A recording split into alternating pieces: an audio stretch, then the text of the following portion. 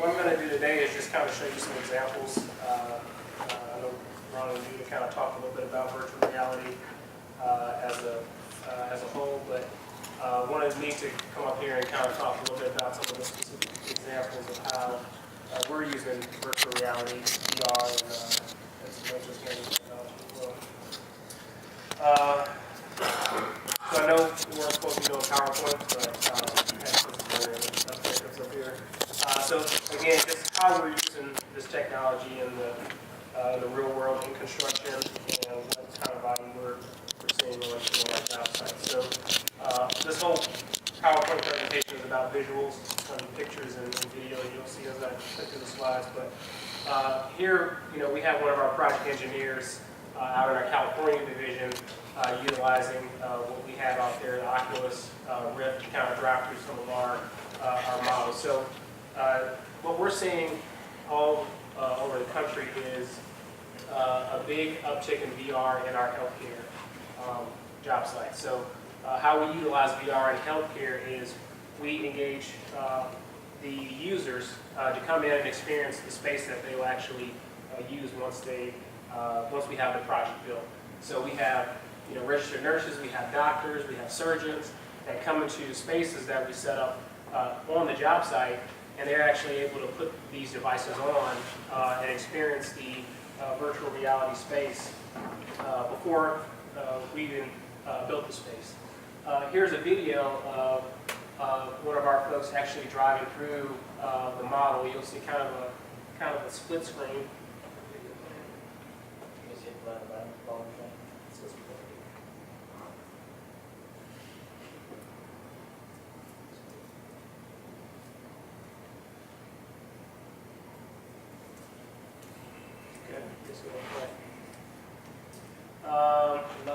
If you scroll up the image, you'll see it play. Yeah, click on this. It's not doing it. It's all right. So what I had here was a video, basically, of one of our users, like you see in the picture here, driving through the model, and they're able to, move big surgical booms, things that are on the wall in the models. And what we had our team do was we put together different options and different things that were movable in the model. So as they experience the room that they were in, you see the two wands that they're holding, they're actually able to grab elements and move them on the wall in the virtual space. So what this did for us was it allowed our users to experience that space and make decisions before we even built the physical mock-up. So I know we talked a lot about virtual mock-ups and versus physical mock-ups. The reason we do both is so that we can test things. So the virtual mock-up allows us to make those big decisions immediately in the virtual space before we even build the physical mock-up. So same thing as kind of what Judah showed. We spent hundreds of thousands of dollars in building physical mock-ups. And just think of the amount of money we would spend if some of these big items weren't addressed early up front. I mean, we would build mock-ups 2, 3, 4, 5, 6 times. What this does is this drastically reduces the amount of physical mock-ups that we build down to 1 or 2 because we've already made those big decisions in the virtual environment, and it's more of just a verification, an in-place mock-up, if you will, to verify what we've done in the virtual space. So really big in the healthcare market. What we're also using virtual reality for in our pursuit phase is really communication with our client. So being able to produce models where our clients can kind of walk through their space and experience their space through the model. So using programs like Unity, Revit 3D Studio Max to produce a fully rendered environment that they could put on the head-mounted display and experience their lobby, their entrance, their radiology suite, their food court, things like that, that we can get decisions made a lot sooner and get them to understand what their project is going to look like so that we can move forward with items and actually get this stuff put in place.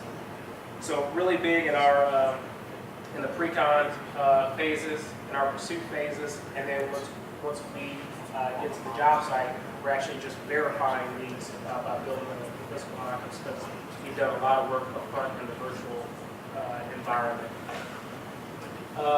So some of the tools that we're using, I know I kind of mentioned Unity and 3D Studio Max, but we have access to a lot of the different devices that allow us to do this. Again, the Oculus was one of the first devices that we started to use. Samsung Gear VR on one of our healthcare projects here with MAEC as one of our partners to do some of the walkthroughs with our healthcare users. We're looking at the HTC Vive as well as HoloLens as some of the, and I know that's a little bit more of the mixed reality, but a lot of these devices are starting to get implemented in this scenario and understanding as well.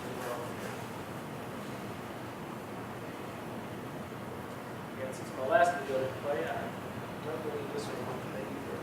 But this next one goes a little bit into laser scanning. So, I know a lot of you are familiar with laser scanning, and a lot of times when we mention laser scanning, we talk about how laser scanning can be used to capture existing conditions. You think about an existing space. Hey, I need to capture this space in order to use it for 3D coordination, and that's it. But we are starting to utilize laser scanning for a lot more. So this is an example of a space we captured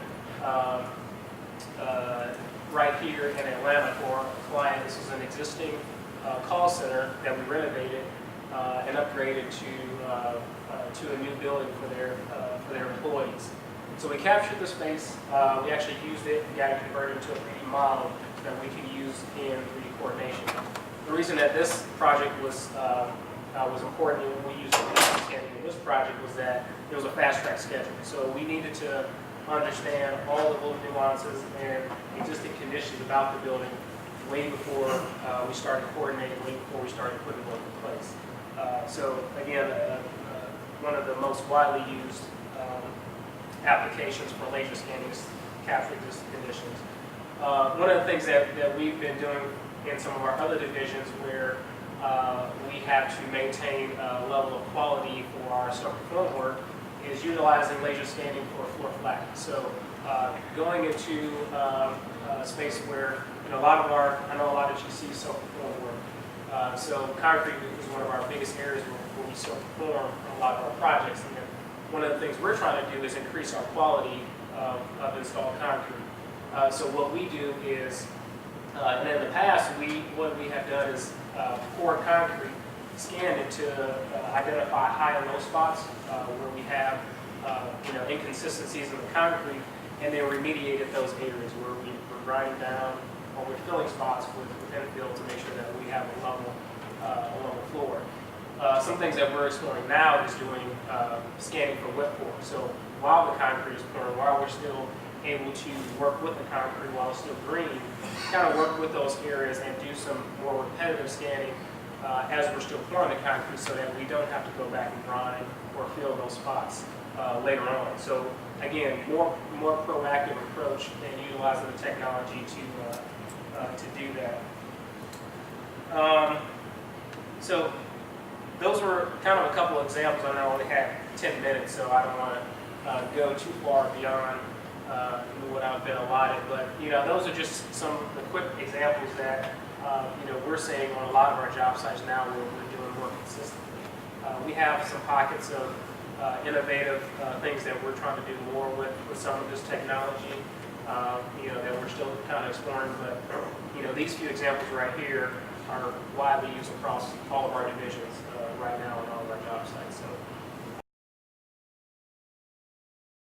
So.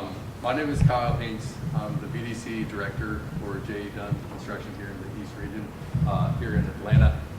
And I'm going to be talking primarily about as-built documents here today as it relates to laser scanning. And I'm going to touch a little bit on the AR, VR mixed reality as well at the tail end. But to really start off with, for the laser scanning, this is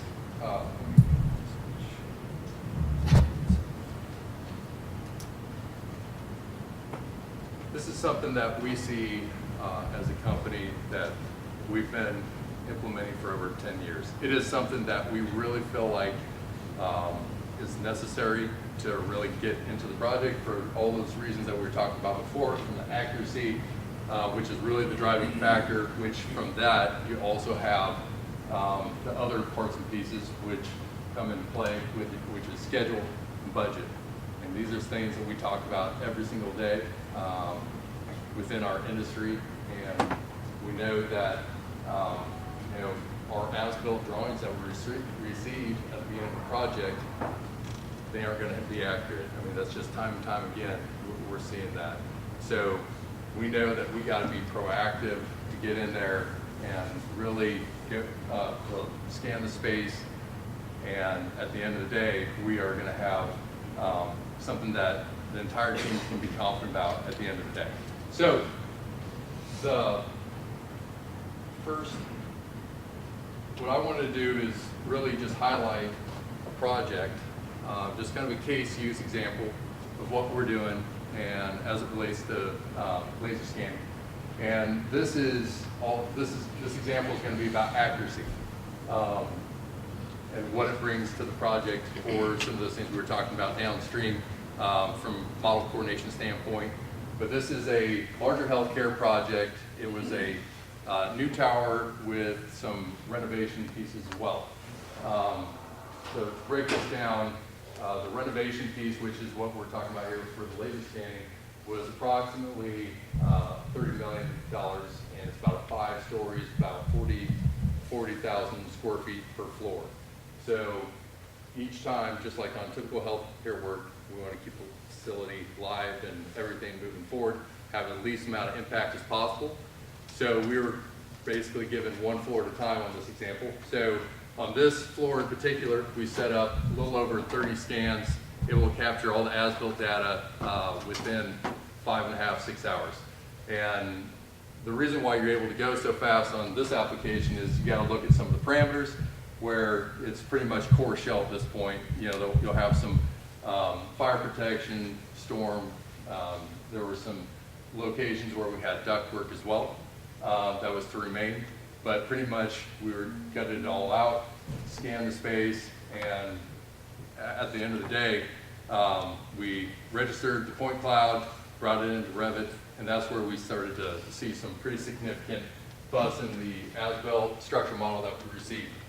So before I guess move any further, I guess with knowing that fact that there were some major structural issues or as-built bust here, we did go back, we got the latest and greatest shop drawings, as-built shop drawings, compared it to what the structural engineer had, and everything was spot on. But in this section kit, I'll show you from Revit.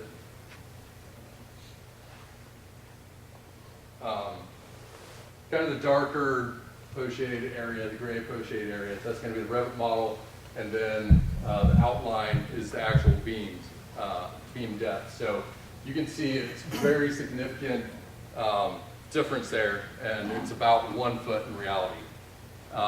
Those same beams are right above in the 3D, in the point cloud image, that's the same beam. So that's for reference. And the kicker on this was this location is right next to the shaft. And we have, as anyone who works on healthcare projects knows, that's where the blood line is for all the systems coming from the mechanical room, from the air handling units, and they're feeding down. And before we even found this bust, we already knew, hey, the duct was almost to the ceiling at that point. And once we found this 1 foot bust, I mean, we're well below it. And the ceiling, on top of that, the compounding issue is the ceiling's at 8 foot. We're pretty much at the bottom per code. And as far as the owner goes, they don't want to see anything lower than 8 feet anyway. So we had to get creative. So we had to pull in all the design teams, so from architect, structural engineer, mechanical, electrical, bring everyone to the table, bring our trade partners, get them involved as well, and really have several meetings that at the end of the day, there's a lot of changes that were going to happen. So fast forward to when we finally completed that process a couple weeks later, we're creating new shafts.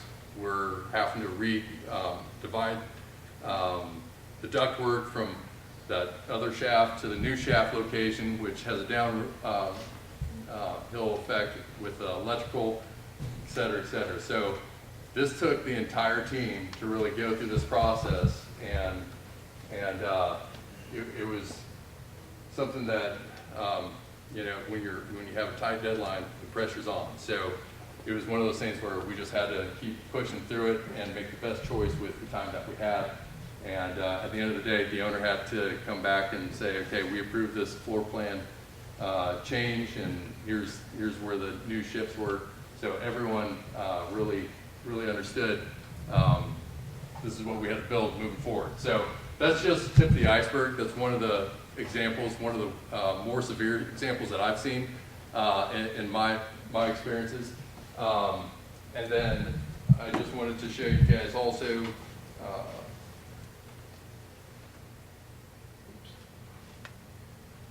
so taking a look when you go over to talk about schedule and budget, this is just not really dealing with the dollar so much, but at least, hey, this process moves us a little bit quicker, right? We're able to get out there.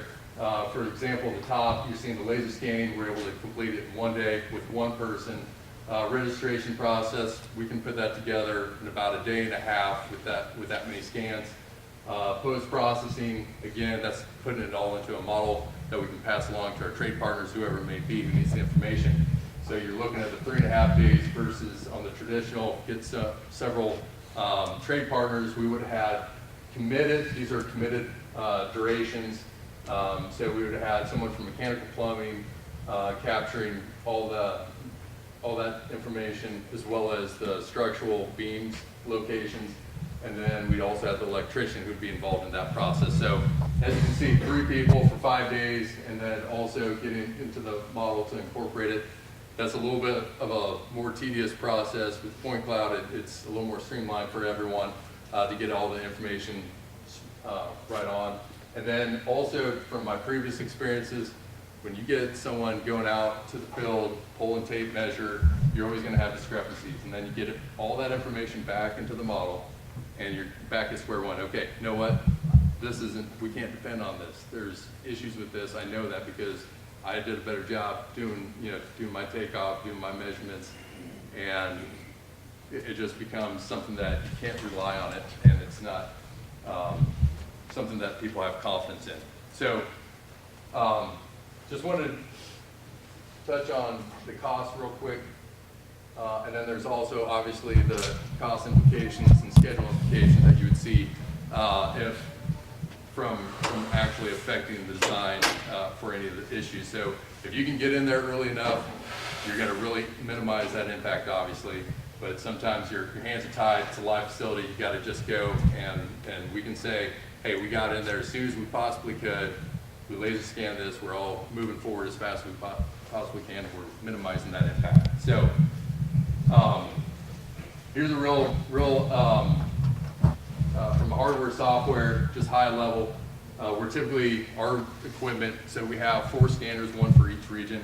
That's really for, we're getting into 2nd generation, 3rd generation, 4th generation folks from the field side that really understand what the benefits are. We get a lot of requests, so it's good to have a laser scanner here at all times in the East region, or sometimes we're having to ship it across country and share that resource, but it really just depends on the project need. So that's how we operate, but there's obviously third-party vendors, great third-party vendors that can take care of the situation for someone who's just getting into it. So back in 2004, that's what J.A. Dunn was doing. We were contacting third-party vendors to get really our foot in the door with it and understand the technology, what kind of information that was actually bringing to us. Software, we're typically using Scene, which is associated with the Faro product, and we also are using Autodesk Recap.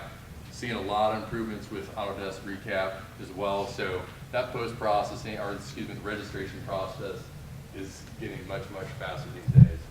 And as far as file size and storage, it's usually very large file sizes, so we're having to, you have to really think about how you get that information distributed to your trade partners, architects, whoever it is when you're working with it, so, with them. So, that being said, I think I'm out of time here, but I just wanted to share that. And from a AR/VR side, we do notice that this is a very important thing. We see a lot of potential with it, and we are basically at the point of where we're just starting to roll out a couple different applications, one for pre-construction, and then also again with clash detection process, even just being able to associate that clash into a virtual reality. So if we're trying to communicate with our subcontractors or someone, they're able to actually go into that space, look around, see what the parameters are